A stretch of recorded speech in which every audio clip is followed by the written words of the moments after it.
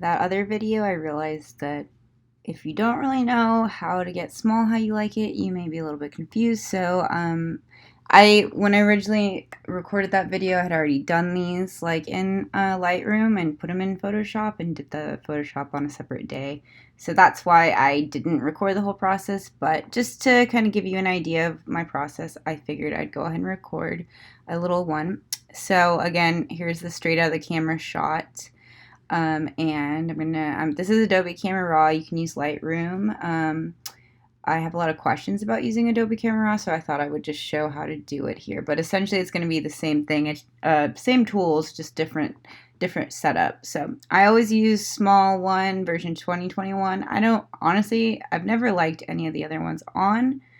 So I don't even try those, but you can go on your preference. I see a lot of people using other ones, and I like their work. I just haven't liked it on mine. I like a kind of warmer look. So the first thing, like I said, set the preset, and then I'm going to go over to your adjustments panel. On Lightroom, this should be generally on the same side of the screen, and you should have most of these same settings.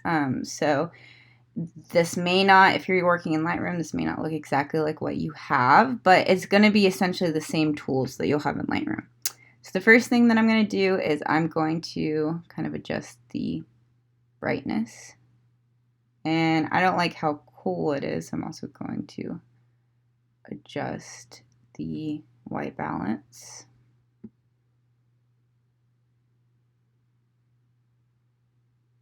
And quite a bit warmer. Bring some highlights down. Just my whites a little bit. I kind of will bring my whites up a little. And since you do, in that other process, since you do paint a lot of this on, you don't need to go super dramatic. Just kind of got to find a good base. So I usually go with clarity. I'll put it 0. My saturation I usually set to 0 at least. I don't like it in the negatives because I want it to have a little bit more color. But generally, I'll do like a 2, between a 2 and a 5 on saturation. Just to give it a little bit. And then with vibrance too, lately I have been playing with vibrance more. So I've been going like as far up as even like 20. And it varies on image to image on like which one you want to do. So other things that sometimes I tweak, I didn't do it on this image particularly, but under your color mixer, you've got your HSL sliders, and here you can adjust your tones, your hues of things.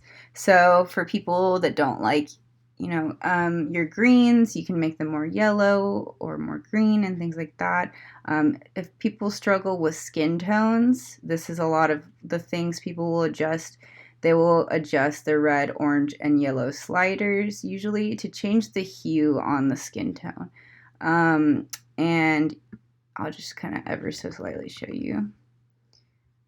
It can make, just subtle differences on the skin. You can't really tell, but like on the reds, but you could probably tell more. Yeah, you can definitely tell more on the oranges. So anyways, you can do that. If you need to tweak someone's skin tone, you can adjust that. So then that's like basically my general edit that I do. And then what I do is I go over here to on Adobe Camera Raw to create new mask. Now there's a few different things you can do here. Like sometimes, if I only want to brighten the subject, I might select the subject only. Or same with the sky. Or sometimes if I want to make, let me just show you what I mean. If I want to make everything else darker than them, I will do the create a subject mask, and then I'll go over here and I'll invert the mask so it selects the background instead. And sometimes you can tweak things like that. You can kind of get things how you want it like that, adjust the shadows more, see how it's really making them stand out versus the background. And again, this is just me showing you, how you can do it. This wasn't how I did my final edit. So I'll just kind of bring those shadows down a little bit around them, bring the saturation down a little bit. Maybe I want to warm up that background, but I don't want to affect their skin tone. I can do that. Same thing with saturation. Maybe I want to bring up the saturation a little bit more, you know, on the outside. And then, you know, things like this too, you can do like, so I want to bring these rocks out, so I can do, you know, bring up the texture, clarity. I'll do that on different settings, but this is just like one way you can do it if you want to do everything except for the subject. So then you can create another mask. And like this time, let's say I only want to work on the subjects. So now I'm gonna adjust them a little bit. Okay, I'm bringing this up, bring this down, stuff like that. So generally you can do that as well. I'm not gonna do much here. Okay, and so then another thing I'll do, most of what I do, let's say you have everything how you want it, but let's say his face was really, really dark, and you wanted to only brighten up his face, or in this case, I'm not liking how we are losing a lot of the detail in her dress here on her stomach. So I will go here with a brush, and you can change the size to what works best for what you need. And you can just paint on that exposure right where you need it. And you can do this with anything. You can do this with warmth, you can do this with saturation, you can do this with vibrance, and you can paint on, mask on as much as you want. And so as you see, it's bringing up the noise in her dress. So I'll usually also, you know, bump the noise down. Things like that are just a few options. So now let's say now I want to, I don't know, let's say I want to brush her leg right here. So add a mask a little bit here, and you can brighten it up.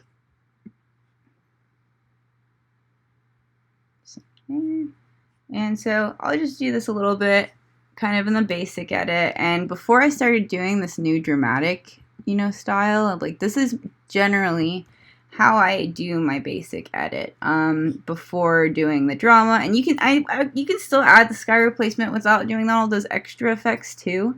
And so anyways, I'm gonna bring the highlights down a little bit because I think I made it a little too bright. Okay. And so yeah, same thing. So another thing I'll do sometimes is I'll use a radial. You'll hear people say radial filter. That's what this is, radial gradient. So same kind of thing. Let's say I want to create kind of like a soft vignette around them a little bit. So I'll select them, I'll invert it, and I can kind of, you can control, you know, you can rotate it if you want to create like tilt shift type of effect or something. And then here you can do other things. Let's see. So you can adjust the lighting. So you can kind of create that lighting effect without all those brushes as well. So just to give you an idea, that's something people will use. Another thing people use sometimes, that I will also use sometimes, this linear gradient. So say I want to just bring darkness to this one corner, or just want to change something about this corner. So I'll drag it here, and you can just kind of do stuff like this. And you can, you know, manipulate and move these, add as many as you want, as little as you want. And now again, this isn't how the edit looked that I did. I'm just showing you kind of like a few of the different things you can do to tweak things how you like it. And then let's see, last thing. So another thing you can do if you like this, but it's a little too dark in some places, maybe you can do a brush, and you can paint on different types of highlights. You know, just get it kind of, paint the light how you want it. And yeah, so as you can see, you can do a whole lot in just Lightroom or Adobe Camera Raw. You don't have to have all those brushes necessarily to control the light. It does help. It definitely does help. but you don't need to do it. So anyways, that's kind of like roughly what I do. Another thing you can do, and I don't know that I did these, but these are some things I try sometimes. So let's say you want to add on a little bit of saturation to the image, or, you know, give it a little bit of that pop of color. You can do like a low saturation brush and then just paint on, you know, those pops of color kind of where you want to pop them. And if it's too much, you can tone it down. You can also change the hues here. So I obviously don't want to do that.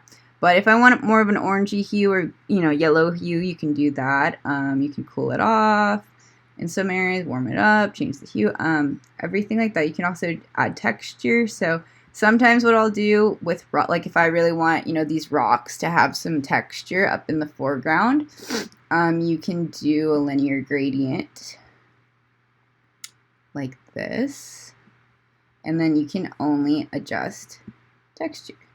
So as you can see, that kind of takes it away, blurs it. You can also create that blur effect with less texture, or you can create more texture. And same sort of thing. Now if you want to know, let's say you like this, but you want to take something away, you can hit subtract. And if you want to brush it, you can brush it. And so you'll see that gradient down here, and you can brush it off. Let's see, is it showing? Yeah, it's barely showing. It's because it's texture. Let me do that on a different layer so you can see better. Okay, let's see. This layer you can probably tell better. All right, so let's say I want to take some of this mask off. You hit subtract, and you can do brush or whatever you want, and then you can just see I'm taking away some of that layer.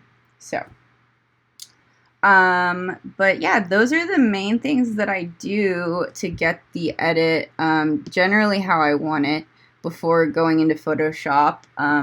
But you can just tweak it as little or as much as you want. Usually, you know, I might go in with finer details here, but a lot of the stuff that I like to do, like this is how I get the general color, and then I like to add the drama and extra effects afterwards. So I hope that this helps. I just wanted to kind of give a brief tutorial of how I got the image before I put it into Photoshop. So I hope this helps.